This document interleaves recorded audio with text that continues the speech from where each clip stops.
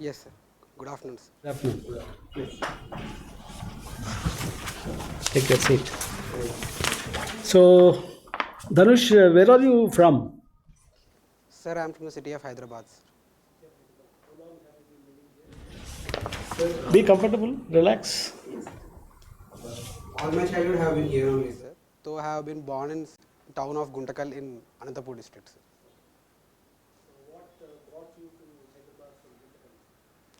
Sir, my mother is a central government employee, sir, and she was transferred to Hyderabad, and we've been here since then, sir.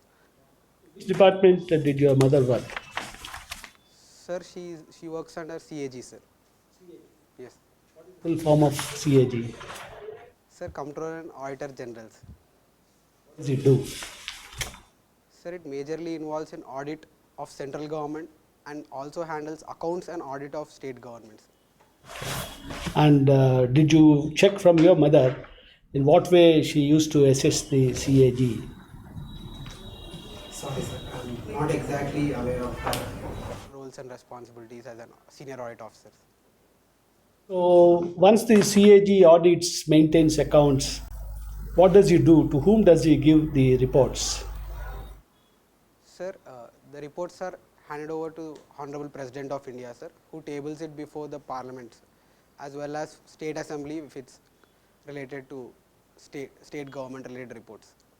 So after they are presented to the president or to the governor and to the assembly, what will be the fate of those reports? Sir, they are majorly recommendatory reports, sir.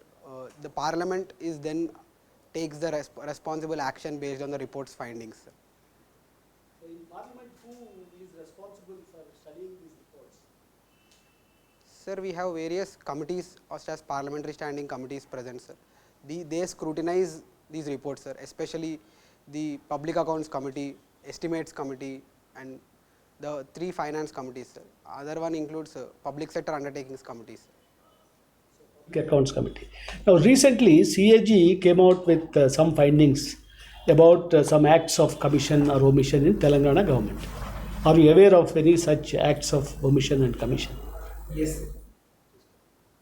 Sir, the one major report that I can recall is the CAG report on Kaleshwaram project, sir. That said that this project is not an economically viable project, as for every 1 rupee spent on this project, the return is only around 52 paisa, and there is no clear revenue stream to sustaining this project for long, sir. Secondly, the CAG report also called out that huge amount of electricity is required to run this project, sir. It almost amounts to 46% of the entire state production, sir. And along with this, thirdly, the report also called out that the project is located in certain seismically active regions, sir, and hence it will be in danger if there is any major disasters. So finally, before I pass on to my colleague, tell me as a geography student, what would have gone wrong with Medipalli bar average? Sir, I believe that there was some kind of a lack of quality in the project, sir. Overseeing the silting mechanism, or did not consider the heavy flow of floods or accumulation of silt within the project, sir. I guess that these 2 issues would have been the major concerns the project might have overlooked, sir. Dhanush, you took geography as your optional. Is there any particular reason why you took geography? Sir, this was a question that I asked myself for very long while I was even started my UPSC journey, sir. One thing that led me to geography was geography became my comfort subject, sir. I came back returning to this subject very frequently, and I thoroughly enjoyed this subject, sir.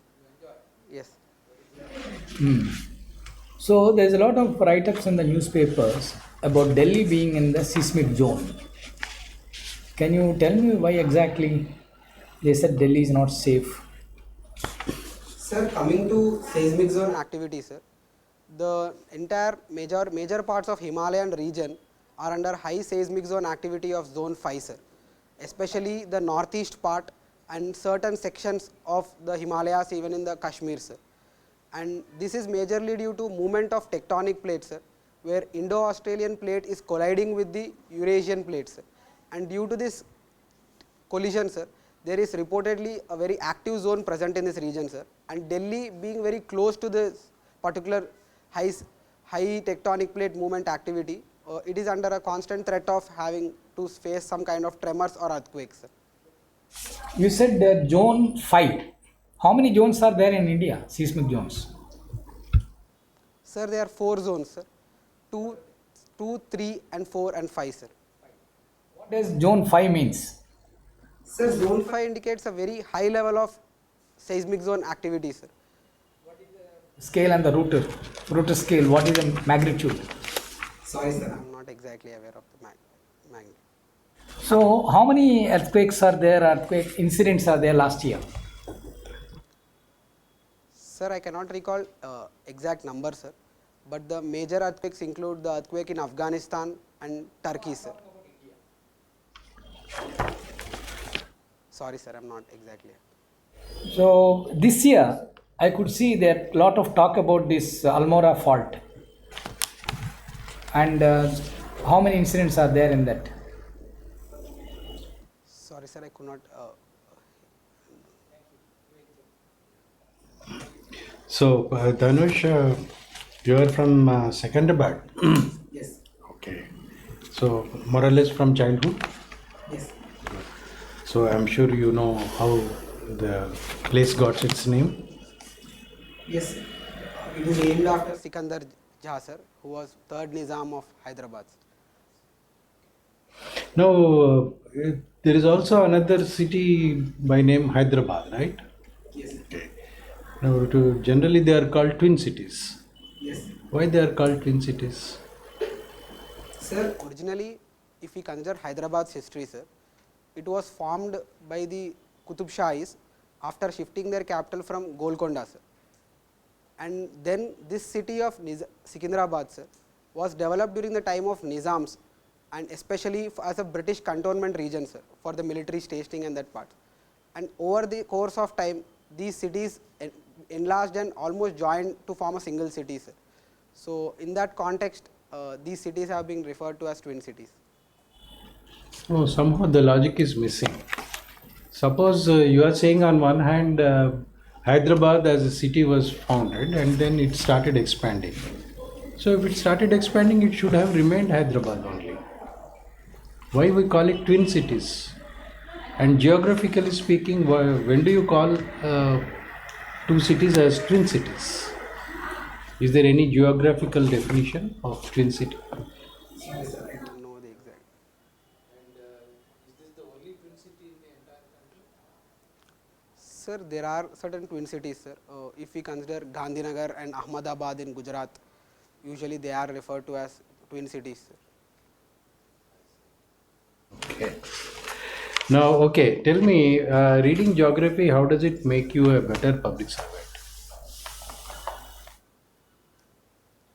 Sir, geography as a discipline is very multidimensional in its nature, sir, where it interacts with multiple subjects ranging from economy, international relations, society and culture, sir.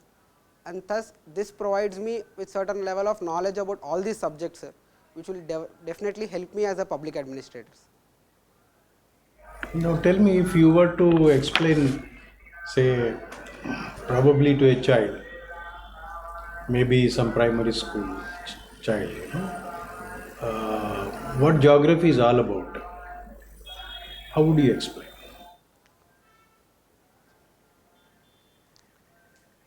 Sir, I would say that the entire gamut of empirical knowledge, sir, is majorly related to time and space, sir. With respect to time, we could say history is the basis to understand it, sir.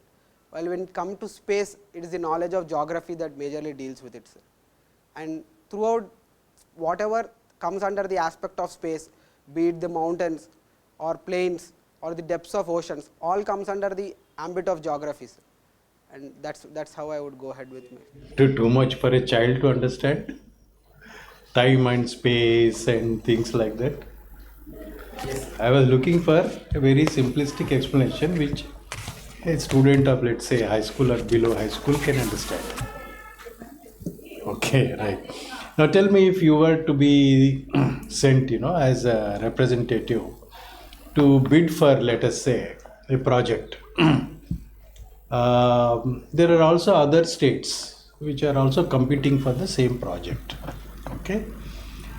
Now tell me how, bringing your knowledge of geography to bear upon your presentation to clinch the deal, how you would present, say, Telangana or even Hyderabad, and by emphasizing its USP, if there is any USP, and how do you get that project?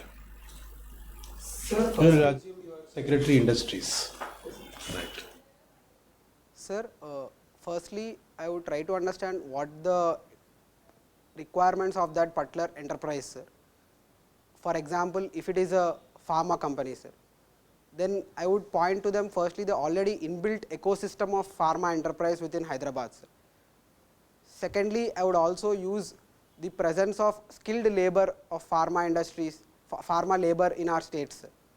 Thirdly, I would also point out to them a very strong ecosystem of research institutions, sir, and educational institutions, be it NIPER or even in OU or JNTU, we have a very strong focus on pharma and chemical engineering, sir. And these 3 points I would focus on while trying to attract the investments into Telangana, sir. Okay, what physiographical, say, uniqueness about, say, Hyderabad or Telangana you would emphasize upon?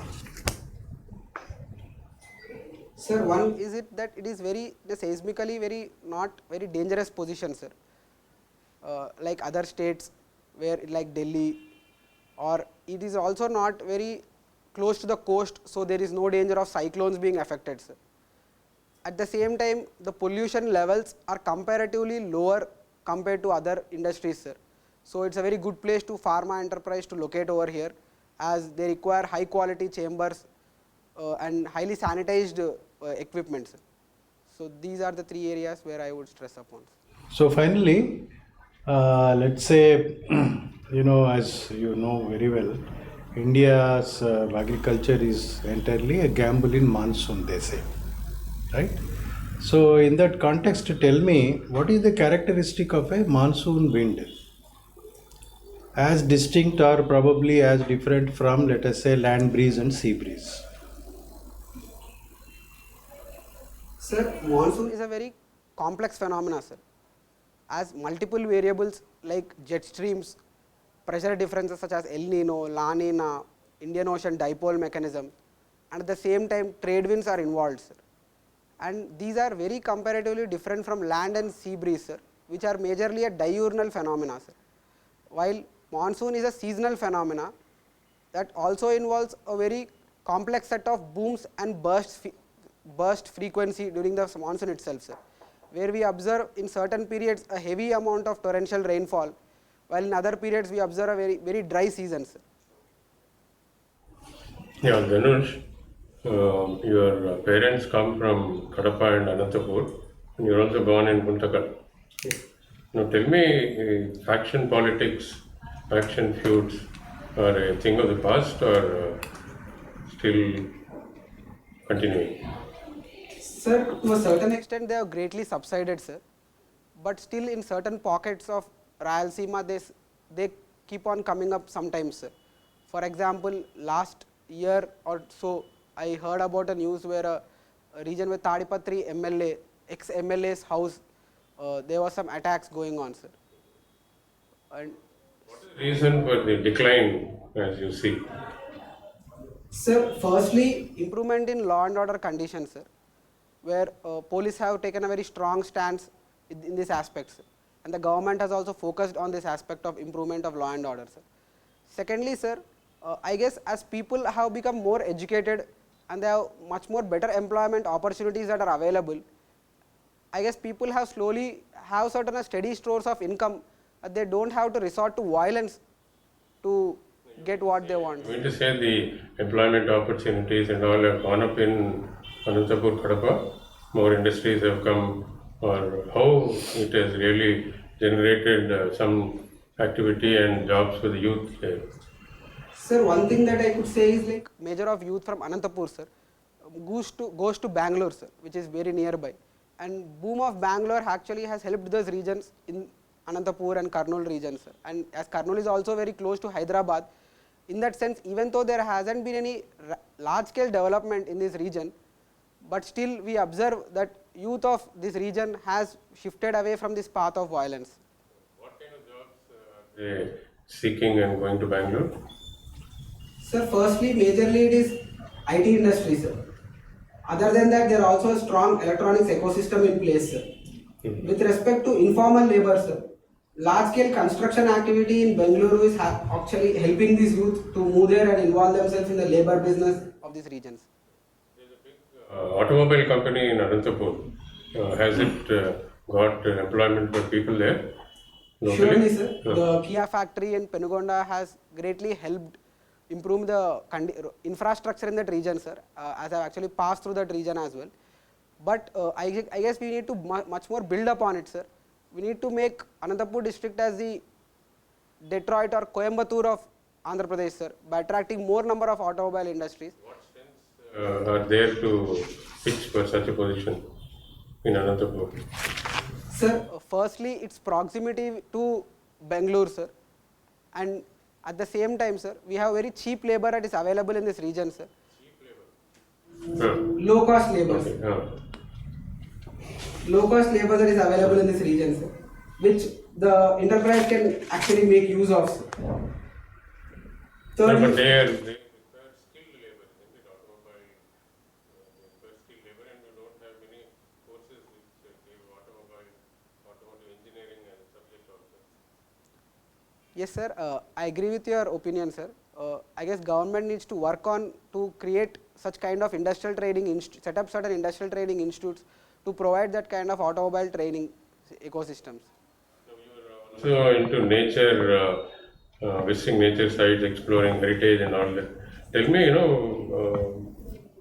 in Anantapur, there is one of the largest banyan trees. Is it conserved? Is it popular? Do you think it is in good shape, good health? And what is that banyan tree? Sir, I guess it is Timamari Manu, sir, which is a famous banyan tree which is spread across very large areas, sir. I am not exactly aware of its current health status of that banyan trees. Which site have you visited in the recent past? Sir, I have been to Khajuraho in Madhya Pradesh, sir. And finally, tiger census. You said you are part of it. Now, what is the methodology used for tiger census counting and all that? Sir, the entire tiger census process is carried out in 3 phases, sir. In the first phase, there is actually beat transect line method that is adopted, where individuals or civil society and forest department walk along the transect lines and count the number of carnivores, herbivores and other animals, sir. In the second phase, it is majorly carried out by Wildlife Institute of India with the help of mapping, sir, satellite mapping. In the third phase, based on the data that has been generated in the first 2 phases, camera traps are installed in those locations where there is high probability of sighting a tiger, sir. Are you aware that DNA fingerprinting also is used? Sorry, sir, I'm not. Thank you. Yeah. Yeah, Mr. Dhanush, what are the commitments of India on climate ఇంకా change? ఉంది time ఉంది కొంచెం నేను అడగనివ్వండి. Sir, coming to climate change commitments of India, sir, we have some national determined contributions, sir, and the recently announced Panchamrita plan of Prime Minister, sir, where we plan to increase our renewable energy capacity to 500 gigawatts, sir, make 50% of our energy generations primarily through renewable energy, sir. Third, we want to become a net zero country by 2070, sir. Fourth, we want to reduce the emission intensity by 1 billion tons, sir. The total amount of carbon tons we have to conserve, sir. At the same time, we also want to reduce the emission intensity by 45%, sir. So when the world is agreeing for 2050 to come to net zero, why India is insisting on 2070? Is it reasonable? Yes, sir. I believe with the Amrit Kal goal of making India a developed country by 2047, I don't think the idea of turning net zero will be compatible, sir. We need a proper amount of carbon space for our country to grow, sir. And 2070 is a better timeline for us to transition into that stage, sir. World is agreeing for that. No, sir. Countries are pressurizing us, sir, to improve our commitments. But I believe that we have already committed more than what other nations are doing, sir, even the developed world. Trade organization raises its eyebrows when we give subsidies to our farmers. Sir, this is all based on the agreement on agriculture, sir, where all the countries, including India, have agreed on a de minimis level of subsidy, sir. Which moment that it crosses that level, the countries call out India's excessive subsidy program, sir.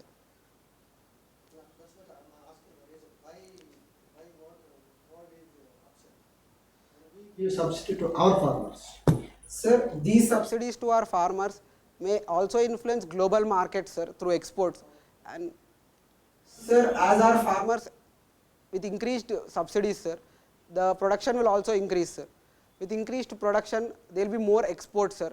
And as Indian exports are comparatively cheaper, and this affects their country's exports as well, sir, and market price of those crops, sir. So suppose you are selected and appointed as municipal commissioner Secunderabad.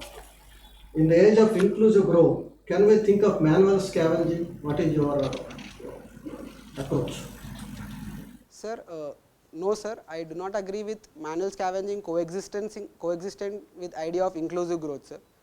I guess we need to work on rehabilitating these people who have been included in this activity to other jobs, sir, or involve even in the same drainage department. We can continue to employ these people, sir. But I believe the idea of manual scavenging. The question of cleaning the city.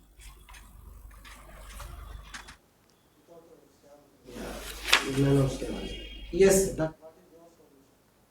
sir, we could involve robotics, sir, such as Bandicoot system that has been used by Kerala government, where without any requirement of any manual labor, the robot goes and cleans it in the drainage, sir. I guess that's where we need to work on, sir. Introduced in Secunderabad in Telangana. As of now, I know, sir, it's not yet been introduced. So you will bring it. Yes. Make it operative. Yes. Finally, population explosion is a human bomb detrimental to the growth of the nation. What is your thought? Sir, I would not look at population explosion being detrimental to our growth, sir. Controlled population is any day an asset to our country, sir, where the high population of our country provides a huge market and attracts huge number of investments, sir. I agree with the opinion that to an extent it has an impact of growth as additional population eats up the growth. But with the size of the India's population, present India's population, how are you thinking that it is not detrimental to growth? Sir, if we are able to use our population and reap the demographic dividends, sir. Sir, firstly, by improving the educational health levels of our population, sir. Currently, we have high levels of malnutrition, and even the gross enrollment rate into higher educational institutions is very lower, sir. If we can focus on them and at the same time create quality jobs in various industries and service sectors, sir, we will definitely able to reap the demographic dividend and prevent the demographic disasters. It takes more time. You have training, educating, training, and employment. Yes, sir. Successive governments have been working, sir, and with proper center and state collaboration, I believe that it's not something we cannot do, sir. In the context of inclusive growth and scavenging, etc., you are mentioning that the drainage has to be cleaned. What is the difference between a drainage system and a sewerage network? Sorry, sir, I'm not exactly. The drainage. Sir, drainage in respect to as far as geography is concerned, sir, it might involve any kind of path made by rivers or streams, sir. Whereas in respect to sewerage network, sir, it might majorly involve lines of water released from households or industries. in the context of scavengers, city management, okay, and the drains and the sewers. Now, can you link this and tell me what is drainage, what is sewerage? Sir, for example, sir, if we have the Musi river as it flows through Hyderabad, sir, it is a majorly a drainage network that is part of the Krishna river ecosystem, sir. But the moment that all kind of streams from waste from households or industries join the river, sir, it immediately becomes a sewerage network as well, sir. Drainage is normally considered as stormwater drainage, where the rainfall that we get drains to the rivers and ultimately to the sea. By sewerage, we mean whatever comes from the toilets, it is taken in the pipe system and which is treated at the sewage treatment plant and let out into the water body. So you are trying to, getting, because you are right, partly because in the city context, drainage also goes into the same pipe as sewage goes. There is no separate system for stormwater drainage and sewage. Anyway, that's the end of this mock personality test. We have taken about 45 minutes. UPSC, as you know, generally takes that much of time. Now, what we do is we give our feedback one after the other. And at the end of that, if you have any questions, clarifications, you may seek. Firstly, you must note that this is a session to constructively criticize, so that you will build on areas of your strength and work on areas which require some improvement. As far as I am concerned, I am impressed with your performance. You are very clear, you are confident, and you are honest enough in admitting wherever you didn't know certain things. You are also enthusiastic. To several questions, you have given well thought out and organized answers. While some questions like, parliamentary committees, generally vaguely, since you did not get that public accounts committee straight away into your mind, you initially wanted to say, some committees and all that, but ultimately you came to that point, though a bit delayed. That is the difference between 180 and 200. That makes all the difference. Okay. Otherwise, I must say you are quite promising, and I'm sure you will do well. All the best. Okay, then. I could see, you are little, tense when you came and also sitting. Later on, you totally, you came out of that. There's no need to all the time stick to that, number one. Number two, you said you enjoy reading geography. That, you are expected to know what is happening, especially in the current affairs are concerned.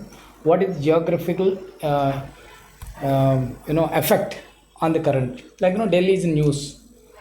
Almora, that fault is also on the news. And Delhi, you rightly said, is zone 5. It's okay. Zone 5 means rotor scale 5 to 6 normally. But otherwise it can go to 6 to 7, even 8 also. Under the, you're a geography students enjoying the geography. Anything beyond rotor scale 5 cause destruction. Below that is tremors. These basic things you should know. And first you said, plate tectonics and southern plate, jetting against the northern plate. That's why the Himalayas formation, and that's a tectonic activity, and that's all okay. But what is happening? Why they said Delhi has to be, in fact, some people said how safe is to live in Delhi. You should, as a geographer, you should analyze. Is it really a real serious problem? And when I asked how many, if you see the newspaper reports, 23 to 22 to 23, almost is double earthquake incidents. If you see something like 90, more than 90 last year. Before that, if you go, it's only 50. And this year we had about 3, all attributed to the fault. So this is the only thing, you basically abreast with the development, what is going on, what is in the news. Because that's what they all ask. Because they may not ask about what is geography, how economic geography affects, Those are basic things. So you prepare for that. What are the events happen? You can how it attribute. As administration, you relate to administration. In case you are sitting in Delhi, do you prepare your plans for how safe you can make it? What are the evacuation plans? National Disaster Management we have. They also are having, if you go through the website, they will tell you in case of earthquake you have to do this.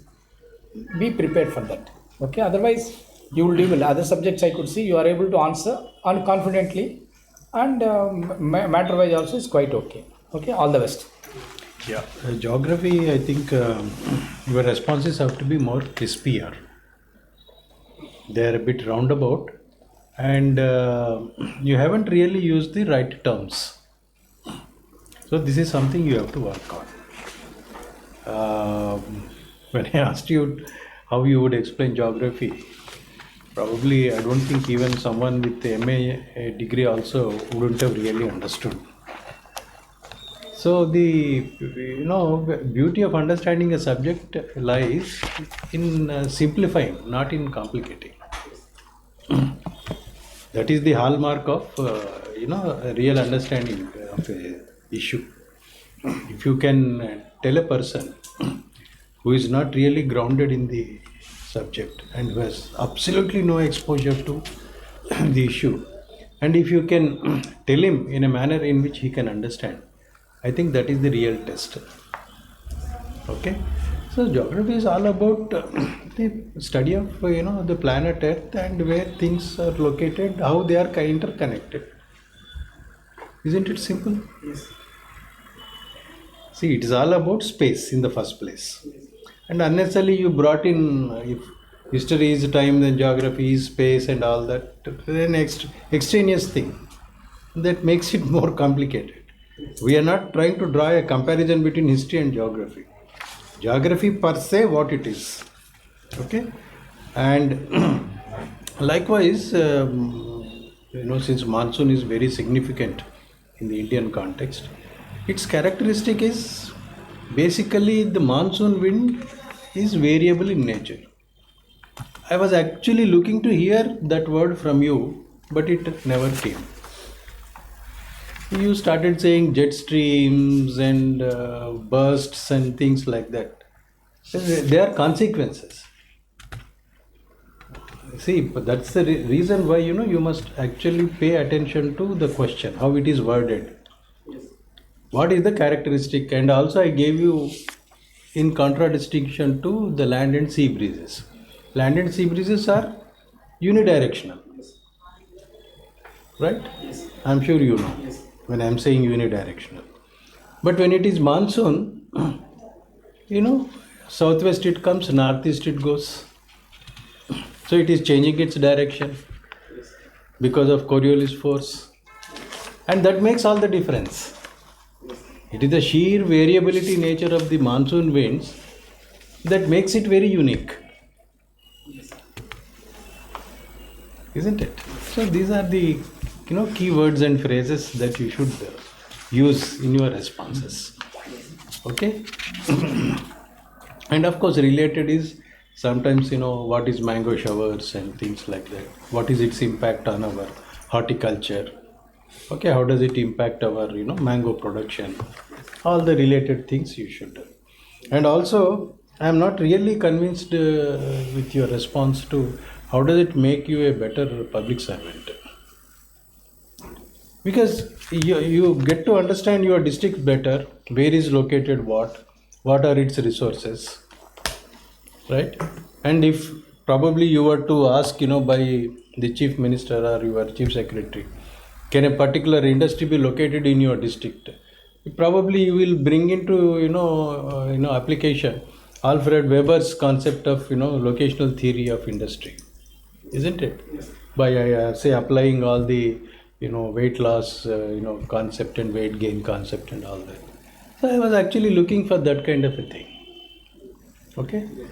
And when coming to the USP of Hyderabad, if you were to present clinch a deal for Hyderabad, get an industry, of course you mentioned about the ecosystem and all that, fine, but the uniqueness from the geographical point of view, the physiographic point of view, it is insular, more or less free from seismic effects and all that. Okay, so I think if probably if you can do a little more study and refine your responses, you tend to score much better and much higher.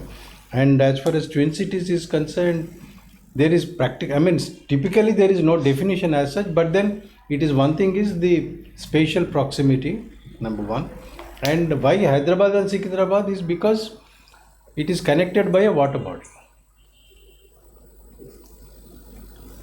It is connected by a water body. Right now the tank bond is here, we are sitting below it. Okay, so this is how you should try and improve your responses. Make it more crispier. Use the appropriate geographical terms so that your answer becomes more qualitative. Okay, right. All the best. Yeah, Dhanush, I think you need to read more about this district Anantapur because this banyan tree is in the Guinness Book of World Records. There is you mentioned the name, there is a temple right in the middle of the, the 650 areas or acres of land that the banyan tree is spread. And it's a popular place for pilgrims. Okay, I think you should know about it because it's a very unique, more than 500-year-old tree. So, And then also about how Anantapur is suited for better industry, why Kia Motors came. And then the other thing is migration because of Bangalore. Why people are moving. Then desertification of Anantapur. There are a lot of problems of water. I think you should be more hands-on with all that. The second thing, I think your responses are a bit bookish and jargon. You're very quickly like the earthquake thing, you just gave a definition which is very classic of the Australian plant plate under thrusting with the Indian plate from the Himalayas. That kind of a thing is very too technical. I think it's simple thing like the Himalayas are the most active, region in the world. Therefore, earthquake activity is very high. That is, understandable to everybody. Similarly, in geography, you just went on in a more bookish response. So I think you should de-jargonize, make it simpler, and answer. All the best. Yeah. And finally, this tiger census, you just have to say you use radio tagging, pug marks, and instead of going into that roundabout answer. And recently they started using DNA fingerprinting of feces of the animal, which is a more scientific way of analyzing and coming to a conclusion. With pug marks, you are not very sure. Yes. Yeah. Thank you. Yeah. With the permission of board, I would suggest you that using the word "I enjoy," I think that should be dropped. Because the moment you say "I enjoy," then the members will think that you have a depth in the subject and they may go to any extent. I think that is cautionary advice. And you are going by your own convictions, but when there is a questionable, what we call controversial questions, you should think of giving plus and positive and negative.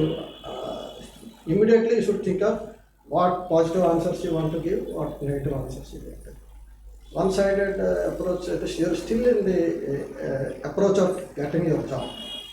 It's not that you are implementing your own decisions.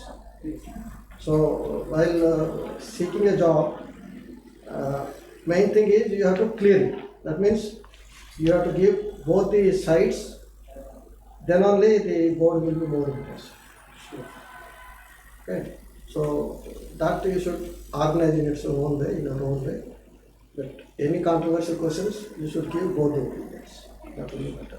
Good luck. Otherwise, you are very cool. All the best. so now that you have heard the feedback, do you have any doubts or clarifications? Yes, I understood where I have to improve. First attempt in UPSC? Yes, sir, interview first attempt. First timer, you are very good. Go ahead, all the best. Yeah, all the best. Thank you.